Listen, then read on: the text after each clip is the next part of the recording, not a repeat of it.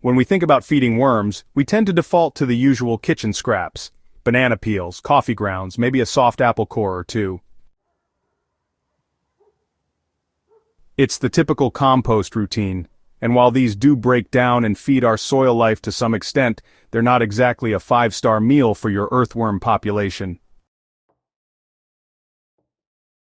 What if I told you that there's a forgotten fruit, once cherished in traditional systems now overlooked, that acts like a slow-release superfood for worms? A fruit that doesn't just feed them but strengthens them, breeds them faster, and even improves the compost they leave behind.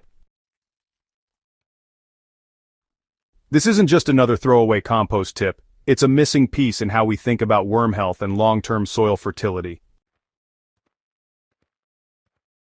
If you've ever noticed your compost pile underperforming, or your worm bin looking sluggish and lifeless, this might be the gentle fix you've been missing.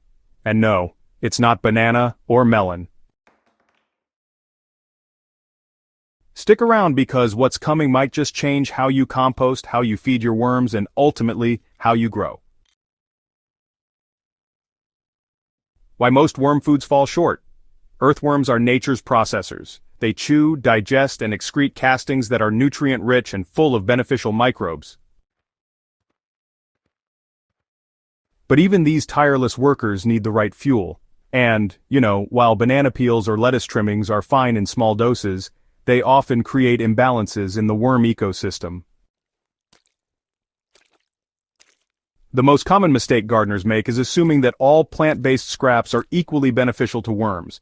Some, like citrus and onions, are just too acidic or antimicrobial. Others, like bread or rice, ferment too quickly and go anaerobic. Even soft fruits like apples and melons, while worm-friendly, break down so fast they can attract fruit flies and fungus gnats before the worms even get to them. Over time, this can throw off your worm bin's balance and lead to pest problems or foul smells. What worms truly thrive on isn't just decomposing material, it's material that provides balanced moisture, complex carbohydrates, and the trace minerals that fuel microbial activity. That's where this forgotten fruit shines. It offers the kind of slow decay, structural softness, and microbe-rich fermentation that worms crave but, rarely get in a typical compost pile. Introducing the earthworm's secret superfood. So what's the mystery fruit? It's none other than overripe papaya, a tropical gem hiding in plain sight. Now before you raise an eyebrow, let's look closer. Papaya isn't just a soft, sugary fruit. It's loaded with natural enzymes like papain, which help break down proteins in the worm's digestive system. That means faster digestion, more castings, and healthier worms. It's also rich in calcium and magnesium, key minerals that support microbial colonies and nutrient cycling. Unlike citrus or acidic fruits, papaya has a near-neutral pH when it ripens. It doesn't throw off the microbial balance in your bin. It ferments slowly, releasing subtle sugars that feed fungi and beneficial bacteria, and as it softens, its texture makes it easy for worms of all sizes to consume, from the tiniest hatchlings to full-grown breeders. In tropical agroforestry, farmers have long known that throwing old papayas near the compost zone attracts a flurry of worm and insect activity. But here's what makes it even more remarkable. Worms don't just feed on the flesh, they also love the peel and even the seeds once they've softened, creating a near-zero waste input. Few other fruits offer that. So how do you actually use papaya in a worm system? First, start with overripe or even slightly fermented fruit. If it's too firm, the worms won't break it down fast enough. You can use whole fruit, slices, or even scraps from your kitchen. If you've got a local market, check if they discard blemished papayas. You'll often get them for free.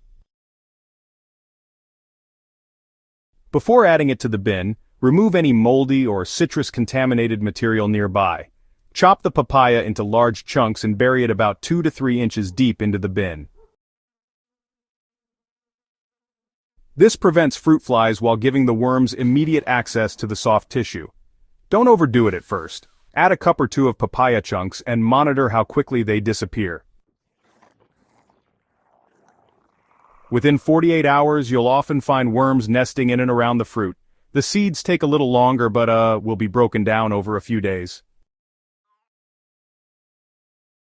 If the weather is warm or your bin is thriving, you can, increase frequency to once a week.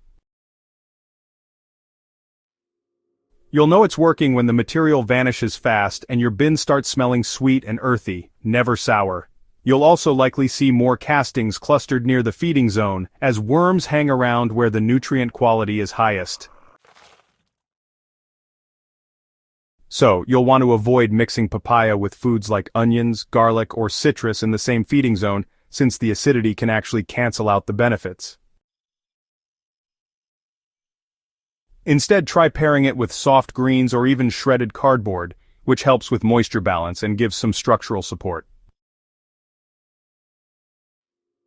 Beyond the bin, papaya doesn't just transform your worms, it transforms your soil too.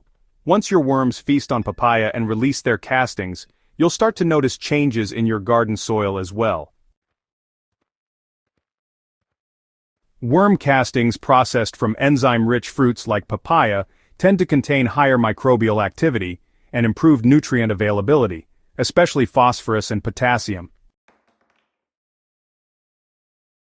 That translates to more resilient root systems, quicker flowering, and stronger disease resistance in plants. If you're using castings in seed starting, potting mixes, or transplant blends, you'll also see improved germination and lower transplant shock. Papaya-fed worms breed faster, live longer, and create more consistent casting output. It's a ripple effect that starts with a fruit and ends with a healthier, more self-sustaining soil system. Final thoughts and next steps. In a world of compost fads and flashy YouTube shortcuts, this humble fruit stands the test of time. It's not viral, it's not trendy, but it works. Whether you're nurturing a small bin in the kitchen or building out a large worm tower for raised beds, incorporating overripe papaya can bring your soil life back to balance in the most natural way possible. If this guide gave you something new to try in your garden, do one thing today: subscribe to Hydrohaven, hit the bell, and share this with a fellow gardener who's struggling with their worm bin or compost setup. We're building a community of growers who don't just recycle, they regenerate. And this is just the beginning. Stay tuned, because next time we'll be diving into fermented banana peels, and why they're the next secret tool for microbial heat in any garden bed. Until then, keep your soil alive, your worms happy, and your garden growing.